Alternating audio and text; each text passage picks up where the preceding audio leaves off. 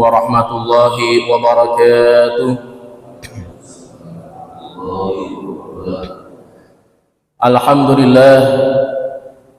Alhamdulillahilladzi faddalana ala katsirin min ibadihil mu'minin. Thumma alhamdulillahilladzi najjana minal qaumidh dhalimin. Rabbi anzilni munzalan mubarakan wa anta khairul munzilin.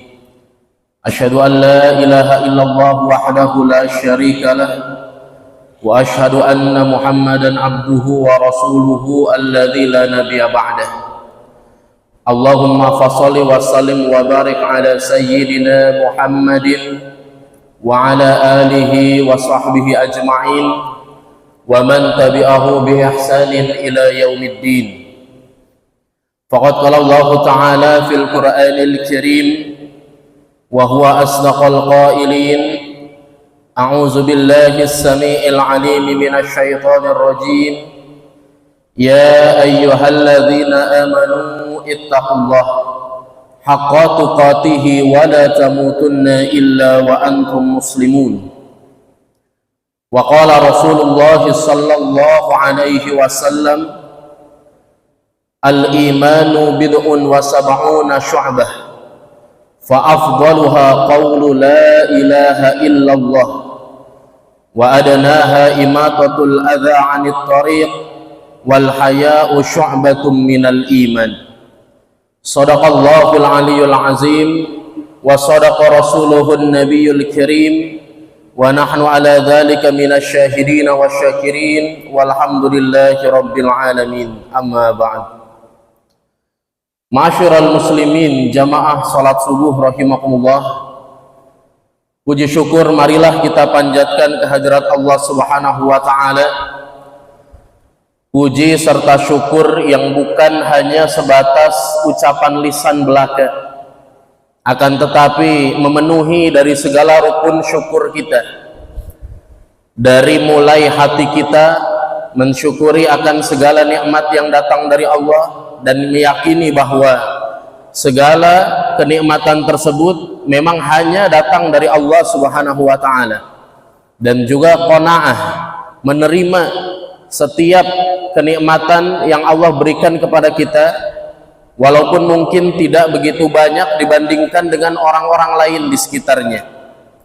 Dan juga kesyukuran yang diucapkan dengan lisan, minimal dengan mengucap alhamdulillah, karena menyampaikan rasa syukur dengan lisan, menyebut-nyebut nikmat Allah, itu merupakan suatu bentuk rasa syukur kita kepada Allah. Sampai Allah Subhanahu wa taala berfirman, wa amma bi ni'mati rabbika fahaddits. Maka terhadap nikmat Rabbmu hendaknya engkau ucapkan, hendaknya engkau ceritakan. Dan juga tentunya rasa syukur kita yang direalisasikan dengan perbuatan, menjalankan kewajiban-kewajiban kita sebagai hamba Allah, hakikatnya itu merupakan bentuk syukur kita. Bahkan itu merupakan realisasi syukur yang sesungguhnya. Ya, bukan hanya sekedar di lisan, tapi sampai bagaimana kita memantaskan diri menjadi hamba Allah dengan menjalankan perintah-perintahnya dan menjauhi larangan-larangannya. Dan juga tentunya kita menjaga serta merawat nikmat yang Allah Subhanahu wa taala berikan kepada kita. Jadi kalau orang bersyukur, insya Allah akan menumbuhkan ketaatan, Pak. Jadi rasa syukur seseorang itu akan menumbuhkan ketaatan kepada Allah. Maka berbeda ibadahnya orang yang bersyukur dengan orang yang tidak bersyukur. Jadi kalau orang bersyukur ketika beribadah, ia melakukan ibadah itu benar-benar dalam kondisi sukarela. Ia sadar bahwa Allah maha baik padanya, sehingga ketika melakukan ibadah, dia melakukannya dengan begitu ikhlas, dia melakukannya dengan tulus.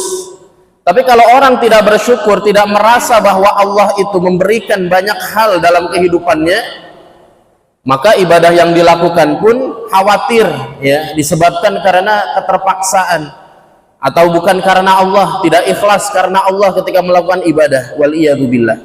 Jadi kita perlu bermuhasabah lagi, Pak.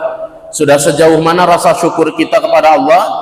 apakah ketaatan yang kita lakukan hari ini benar-benar lahir dari rasa syukur kita kepada nikmatnya. Salawat beriring salam tetap tercurahkan ke hadirat Nabi Muhammad sallallahu alaihi wasallam beserta keluarganya, para sahabatnya dan seluruh umatnya yang senantiasa mengikuti sunnah-sunnahnya, yang senantiasa memperjuangkan risalah dakwah beliau, dan mudah-mudahan kita semua diakui oleh beliau sebagai umatnya yang kelak mendapatkan syafaatul uzma di yaumil qiyamah. Amin ya rabbal alamin. Ma'asyiral muslimin, jamaah Masjid Nurul Haq yang dirahmati oleh Allah Subhanahu wa taala. Di kesempatan jihad kajian Ahad pagi ini, insyaallah kita akan membahas tema tentang syu'abul iman atau cabang-cabang keimanan. Karena memang suatu hal yang sangat urgent bagi seorang muslim untuk selalu mengkaji tema-tema tentang keimanan. Sebagaimana yang kita ketahui bahwa iman merupakan landasan atau pondasi bagi seorang mukmin. Kalau ibaratnya jiwa raga kita ini adalah seperti bangunan, maka jiwa raga kita ini butuh iman sebagaimana bangunan butuh pondasi, menjadi sebuah asas utama dari didirikannya bangunan. Jika diri kita diibaratkan seperti pohon, Pak, maka akidah atau iman ibarat akarnya, satu komponen pohon yang paling penting ya dari pohon tersebut, yaitu akarnya ya. Maka sangat penting bagi kita mempelajari, mengkaji keimanan sebagai bekal dan juga sebagai bahan prinsip dalam kehidupan kita, mengingat hawa nafsu kita selalu meronta-ronta, mengajak kita untuk lebih sering kepada keburukan, lebih cenderung kepada keburukan. Mengingat juga banyaknya godaan syaitan, Pak, ya, yang nampaknya semakin hari semakin canggih teknologi, semakin maju perkembangan zaman, godaan syaitan pun semakin meninggi bagi kita ya. Maka diperlukan kekuatan keimanan kita yang begitu mendasar dalam hati kita, sehingga ketika kita mendapati berbagai macam cobaan dan tantangan dalam kehidupan ini yang Allah berikan kepada kita, insya Allah kita tidak akan goyah ya. Kalau berada dalam awal ujian mungkin goyah sedikit ya, terpengaruh dengan ujian atau tantangan tersebut. Tapi kalau orang yang beriman hanya awalnya saja ya, hanya awalnya saja, itu menjadi sebuah sunatullah lah kalau di awal itu ya, manusiawi ketika mendapatkan ujian kemudian goyah ya, awal-awalnya itu sedikit goyah ya. Perbedaannya adalah kalau orang yang akidahnya kuat, hubungan kepada Allahnya itu sangat kuat, maka dia tidak akan terlalu terpengaruh dengan tantangan tersebut ya. Dia akan berpegang teguh kepada Allah, dia akan menguatkan tawakalnya kepada Allah. Namun ketika kita tidak memiliki pondasi yang kokoh, tidak memiliki pondasi yang kuat, tentu sangat khawatir ketika mendapatkan banyaknya tantangan dan rintangan, kita terlalu larut dalam ujian tersebut sehingga menjadikan kita kalah dengan tantangan tersebut ya. Kita kemudian tidak bisa mengatasi tantangan tersebut. Ma'asyiral muslimin, jamaah salat Jumat rahimakumullah. Sebelum kita membahas tentang cabang-cabang keimanan, sedikit diingatkan terlebih dahulu tentang pengertian dari iman itu sendiri. Bahwa iman apabila kita tinjau secara bahasa berasal dari dua akar kata, Pak. Yang pertama berasal dari kata amana ya'manu amnan, yang artinya itu rasa aman ya, keamanan atau kenyamanan. Kemudian akar kata yang kedua adalah amana yu'minu imanan, yang artinya itu yakin atau percaya ya. Nah, ini adalah dua makna iman kalau ditilik secara bahasa. Adapun secara istilah, yang paling populer di kalangan para ulama ketika mendefinisikan iman adalah al-imanu tasdikun bil qalbi. Iman itu diyakini, dibenarkan di dalam hati ya. Kemudian yang kedua wa iqrarun bil lisan, diucapkan, diikrarkan dengan lisan kita, dengan lidah kita. Dan yang ketiga, wa amalun bil jawarih, yang ketiga adalah mengamalkan dengan segala anggota badan kita. Jadi ini ada 3 komponen dari keimanan yang tidak bisa dipisahkan. Iman itu diyakini dalam hati, harus diucapkan dengan lisan, dan harus diamalkan dalam perbuatan dengan anggota tubuh kita, ya. Nah, ini adalah pemahaman Ahlus Sunnah wal Jamaah, bahwa iman itu harus, ya, berada pada 3 hal ini. Berbeda misalnya dengan pemahaman orang-orang Murji'ah, salah satu sekte yang menyimpang dari ajaran Ahlus Sunnah, di mana orang-orang Murji'ah, pemahaman Murji'ah itu, mereka menyatakan bahwa iman itu hanya di hati dan di lisan belaka, sedangkan amal tidak merupakan bagian daripada keimanan. Jadi ketika kita melakukan sebuah perbuatan maksiat tidak akan berdampak pada keimanan. Nah, itu adalah pemahaman orang-orang Murji'ah. Kalau kita jelas Ahlus Sunnah, ya, 3-tiganya ini menjadi satu kesatuan, termasuk ketika kita melakukan larangan Allah, melanggar larangan Allah, maka itu berdampak pada rusaknya iman atau menurunnya keimanan kita, ya. Adapun sifat iman seperti yang dijelaskan oleh Rasulullah, al-imanu yazidu wa yanqusu. Iman itu fluktuatif, kadang naik, kadang turun, bisa bertambah, bisa berkurang. Dan ini juga merupakan pemahaman Ahlus Sunnah wal Jamaah. Tidak ada perbedaan pendapat dalam hal ini. Bahkan Al-Imam Asy-Syafi'i rahimahullah menambahkan, al-imanu yazidu wa yanqusu, yazidu bit ta'ati wa yanqusu bil ma'siyati. Iman itu bertambah dan berkurang, iman akan bertambah karena ketaatan kepada Allah. Jadi kalau kita melakukan perintah Allah, maka keimanan kita otomatis akan bertambah. Dan kemudian iman itu akan berkurang ketika kita melakukan kemaksiatan. Kalau kita melakukan sebuah maksiat, maka Allah memberikan bintik hitam di dalam hati kita dan mempengaruhi turunnya kualitas iman kita, ya. Nah, sekte Murji'ah pun sama. Mereka tidak meyakini adanya naik turunnya iman, bahwa iman itu tidak bisa bertambah, iman itu tidak bisa berkurang, ya. Iman itu ya hanya sebatas ucapan lisan dan hanya ada pada keyakinan di dalam hati saja menurut mereka. Dan ini tentu menyalahi, ya, menyalahi dengan hadis Rasulullah Shallallahu Alaihi Wasallam dan juga pemahaman salaful ummah, ya. Kira-kira enak atau tidak, Pak? Kira-kira nih, kalau seandainya amalan itu terpisah dari iman, ya. Jadi maksudnya ketika kita melakukan kemaksiatan itu nggak ada pengaruhnya sama iman, ya. Nah, itu orang-orang Murji'ah itu seperti itu, ya. Sehingga mereka itu menjadikan pemikirannya tersebut, ya, sebagai sebuah tameng, ya, untuk memenuhi hawa nafsunya, memenuhi syahwatnya. Wal iyadu billah. Ma'asyiral muslimin, jamaah salat subuh rahimakumullah.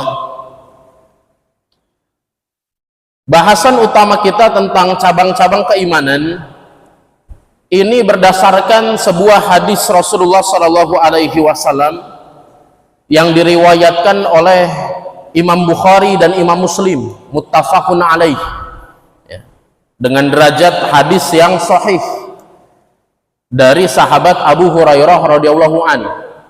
Jadi rawinya itu adalah orang yang paling terpercaya, yaitu Imam Bukhari dan Imam Muslim, dan dari kalangan para sahabatnya juga adalah orang yang paling banyak meriwayatkan hadis, yaitu Abu Hurairah radhiyallahu anhu. Rasulullah Shallallahu Alaihi Wasallam bersabda, al-imanu bid'un wa sab'una syu'bah. Iman itu memiliki lebih dari 70 cabang. Dalam riwayat lain 60 cabang, lebih dari 60 cabang. Fa afdaluha qaulu la ilaha illallah. Yang paling tertinggi ialah cabang la ilaha illallah. Yang paling utama dan yang paling mulia dari cabang keimanan adalah la ilaha illallah. Tidak ada ilah kecuali Allah, atau kalimatus syahadah.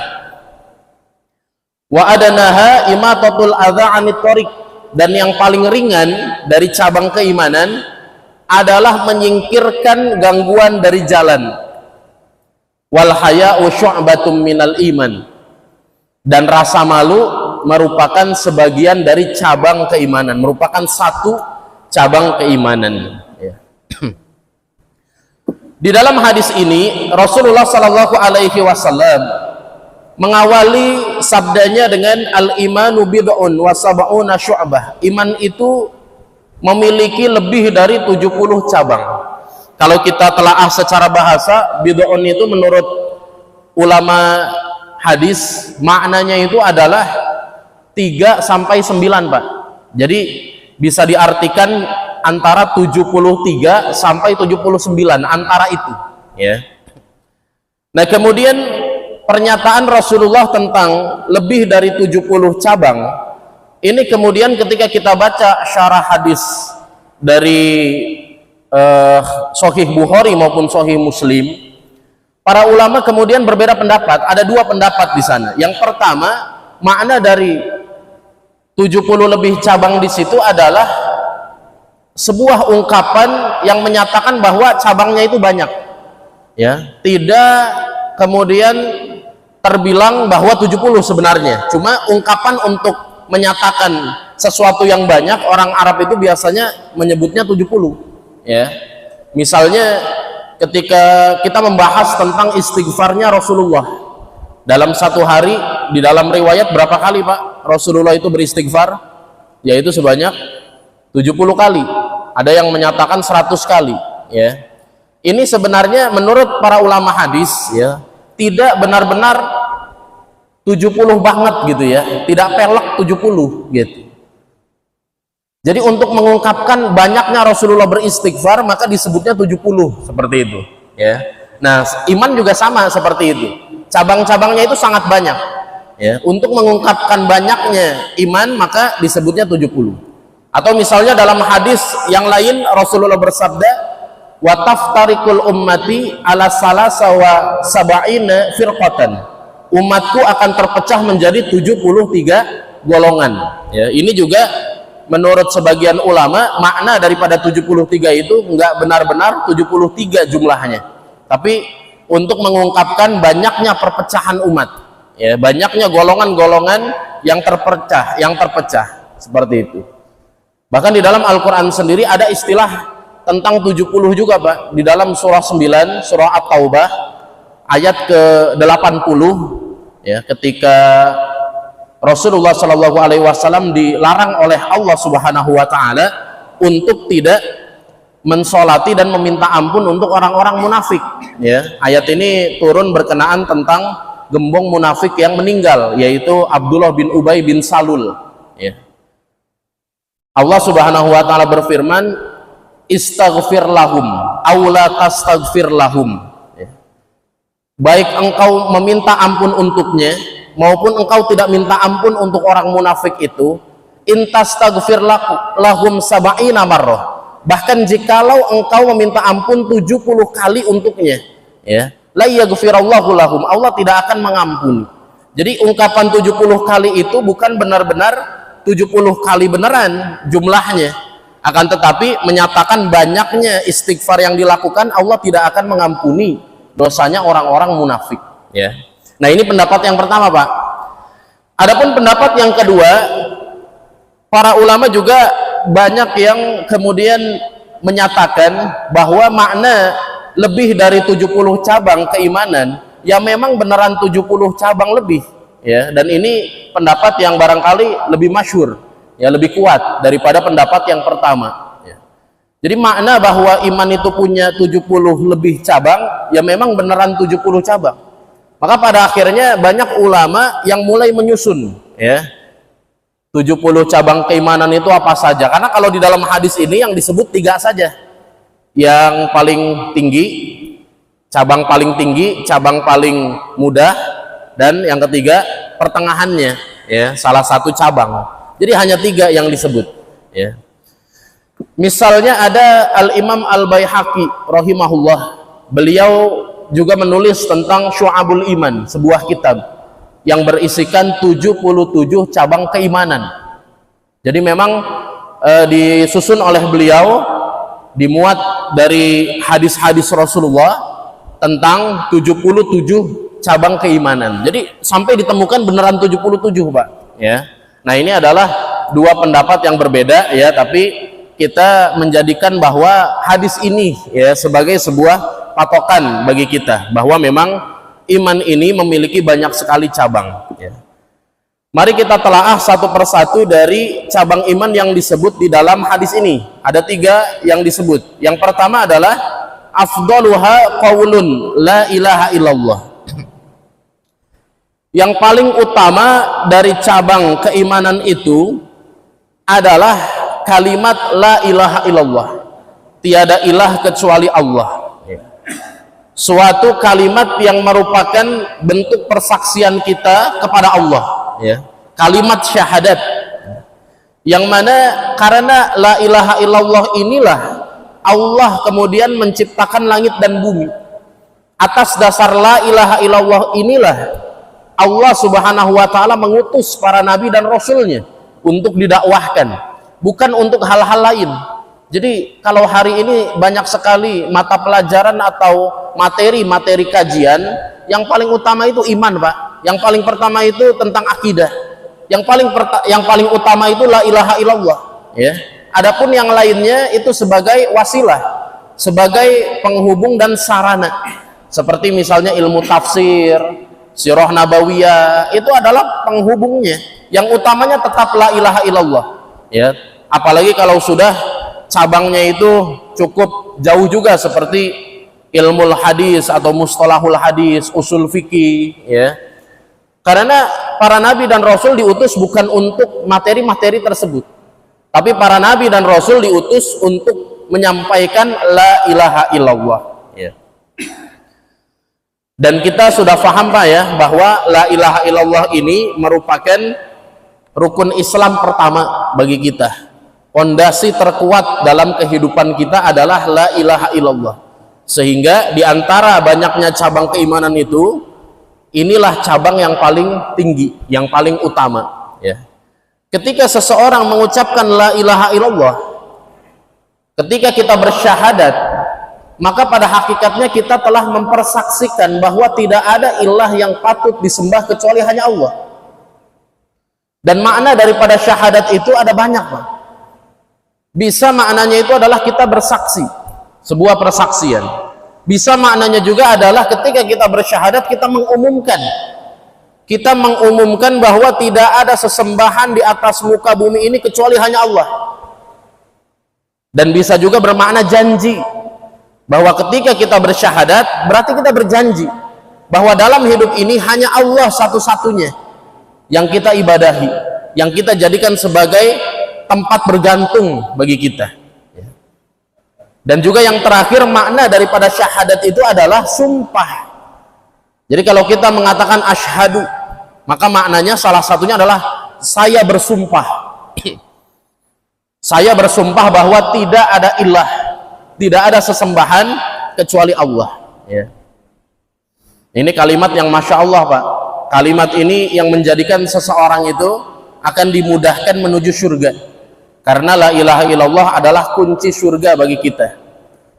Man qala akhiru kalamihi la ilaha illallah dakhalal jannah. Barang siapa yang perkataan terakhirnya adalah la ilaha illallah, maka dia akan masuk surga, ya. Bahkan kita diperintah oleh Nabi ketika ada orang yang sedang, ya, bergelut dengan sakaratul maut, hendaknya kita talqin, kita ajarkan. Nabi bersabda, lakinu mautakum la ilaha illallah. Talkinkan, tuntunlah orang yang hendak meninggal untuk mengucapkan la ilaha illallah, ya. Tapi mudahnya mengucapkan la ilaha illallah di akhir hayat, Pak.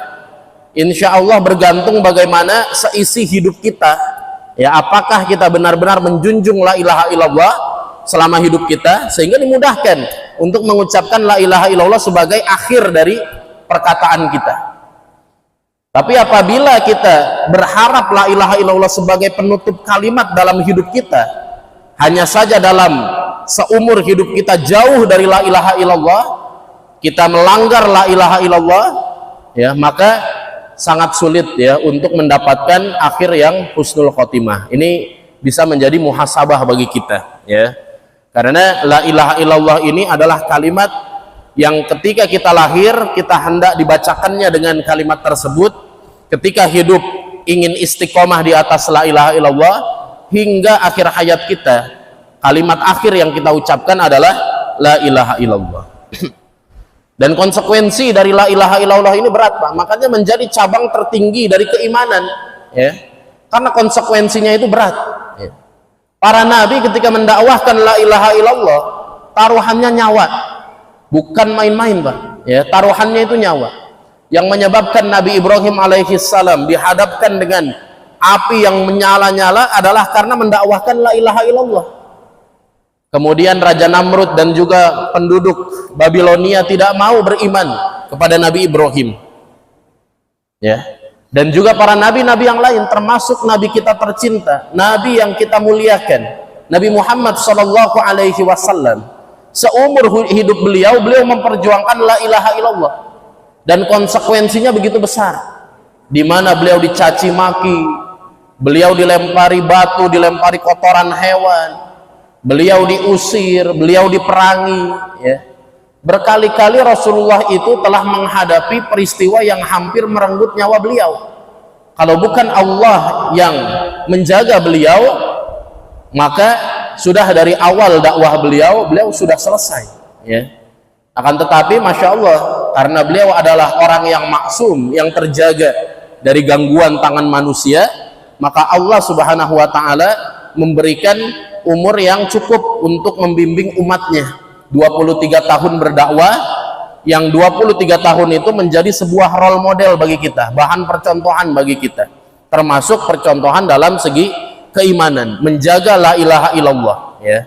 Jadi konsekuensinya itu tidak main-main, Pak. Ketika kita mengucapkan la ilaha illallah, maka kita siap untuk meninggalkan segala peribadahan, kecenderungan selain Allah subhanahu wa ta'ala, ya. Para ulama juga menjelaskan mengapa kalimat la ilaha illallah itu berawal dari kalimat yang negatif dulu, ada kata tidaknya, ya, gitu ya. Kalau di dalam ilmu bahasa disebutnya kalimat la ilaha ini adalah an-nafyu, peniadaan. Kemudian kalimat yang kedua illallah adalah al-isbat atau penetapan. Jadi peniadaan dulu baru penetapan. Kenapa kalimat tauhid itu tidak dibilang begini saja? Aku bersaksi bahwa Allah adalah ilahku, Allah adalah sesembahanku, tapi bentuknya malah tidak ada ilah kecuali Allah. Aku bersaksi tidak ada ilah kecuali Allah, ya. Nah, ini kan sangat menarik, Pak. Kenapa? Karena ketika sifatnya adalah peniadaan terlebih dahulu baru penetapan, maka di situ tidak ada peluang untuk mengambil sesembahan selain Allah. Jadi dari awal sudah kita tiadakan dulu segala sesembahan itu, ya. Segala kecenderungan, segala kecintaan, segala ketaatan kita tiadakan dulu, kecuali hanya kepada Allah satu-satunya. Maka kalimat dengan bentuk seperti ini insya Allah sangat memudahkan kita untuk tauhid kepada Allah, ya. Jadi ada orang yang menyembah Allah, beribadah kepada Allah, tapi dia masih beribadah kepada selain Allah. Ya, itu tidak menutup peluang seperti itu dalam kehidupan, bahkan melakukan syirik, akan tetapi dengan membaca ayat-ayat Al-Quran, mengambil ayat Al-Quran padahal prakteknya adalah praktik menyekutukan Allah subhanahu wa ta'ala. Nauzubillah, ya. Nah, ini adalah kalimat yang sangat sakral, sangat fundamental bagi kita semua, la ilaha illallah. Jadi sama seperti firman Allah subhanahu wa ta'ala di dalam surah Al-Baqarah ayat 256, ya, di mana Allah berfirman, "Famay yakfur bit-taghuti wa yu'min billah faqad istamsaka bil urwatil wuthqa." Yang pertama Allah sebut wa may yakfur bit-taghut, ya. Siapa yang mengingkari taghut, yaitu segala sesembahan selain Allah, baru kemudian wa yu'min billah, dan beriman kepada Allah, maka dia telah berpegang pada tali Allah yang sangat kuat. Mengapa yang disebut bukan iman dulu kepada Allah, tapi ingkar dulu kepada segala sesembahan selain Allah? Karena sama dengan la ilaha illallah.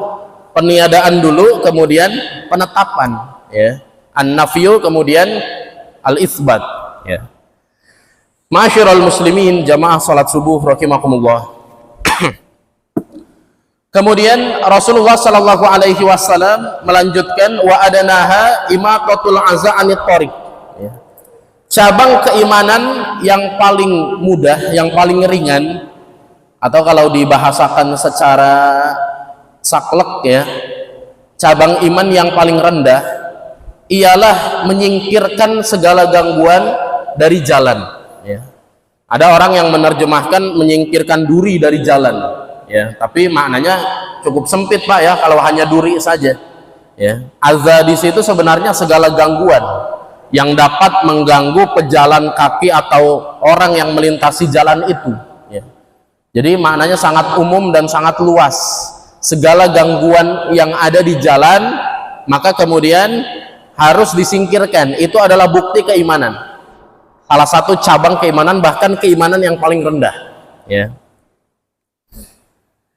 Contohnya apa kira-kira, Pak? Selain duri, apa kira-kira yang menghalangi jalan misalnya? Seperti segala, ya, ranting, batu-batu, ya. Kemudian apa lagi? Portal. Kalau portal ada tujuan lain, ya. Ada tujuan lain untuk keamanan, ya. Kecuali kalau terlalu over itu untuk nutupnya, ya. Kalau nutupnya terlalu sering sampai mengganggu, ya itu harus diperbaiki sistemnya, ya. Segala gangguan termasuk misalnya sampah, ya, atau apapun, paku-paku yang bisa membuat kendaraan itu nantinya akan mengalami problem, ya, itu semua harus disingkirkan, ya, dari jalan. Dan ketika seseorang peduli terhadap hal tersebut, itu tanda bahwa dia beriman kepada Allah, ya. Tanda bahwa dia beriman kepada Allah. Nah, dan sebaliknya, ketika seorang muslim melihat ada gangguan di jalan namun tidak peduli terhadap itu, tidak menyingkirkan gangguan dari jalan, maka dikhawatirkan keimanannya, dipertanyakan keimanannya. Karena ini sudah cabang iman paling rendah ini, Pak, ya. Cabang iman paling rendah, ya. Di sini dapat kita ambil sebuah kesimpulan, Pak, bahwa dari salah satu cabang dari keimanan ini yang paling rendah adalah menyingkirkan gangguan dari jalan, menandakan bahwa ad-dinul Islam, agama Islam ini menuntun kita untuk menjadi orang yang peduli terhadap sesama, menebar manfaat untuk sesama, dan jangan sampai seorang muslim kemudian memberikan sebuah gangguan, memberikan sebuah kerugian, atau bahkan tidak peduli saja tidak boleh, apalagi sampai mengganggu, apalagi menjadi troublemaker, ya, menjadi biang kerok, ya, atau penyebab permasalahan, ya. Itu harus jauh dari pribadi seorang muslim, ya. Good Muslim is good human, ya. Muslim yang baik itu adalah manusia yang baik. Jadi nggak bisa kita menyatakan diri seorang muslim dengan ibadah yang giat, tapi dalam keseharian itu kita bukan menjadi orang yang baik, ya. Dengan masyarakat kita tidak baik, ya. Kemudian dengan lingkungan juga kita tidak ramah lingkungan, itu bukan muslim yang baik, ya. Jadi Islam itu menekankan supaya setiap muslim itu ya harus menjadi orang yang baik, ya. Jadi definisi muslim yang baik itu ya orang yang baik, pasti itu, ya, suatu hal yang otomatis, ya. Muslim sejati itu adalah ketika dia menjadi orang yang baik, ya. Bahkan ada juga di dalam hadis lain, Pak, tentang perumpamaan orang beriman seperti lebah. Pernah dengar, Pak, ya, perumpamaan orang beriman itu seperti lebah. Lebah itu hanya akan hinggap pada tempat-tempat yang baik, ya. Dia tidak akan hinggap pada tempat-tempat yang kotor, gitu. Kalau dia hinggap di sebuah ranting, dia tidak akan mematahkan ranting itu, ya. Jadi sangat ramah lingkungan, ya. Kalau kita gimana, Pak, kondisinya, Pak? Jangankan ranting, batang besar-besar saja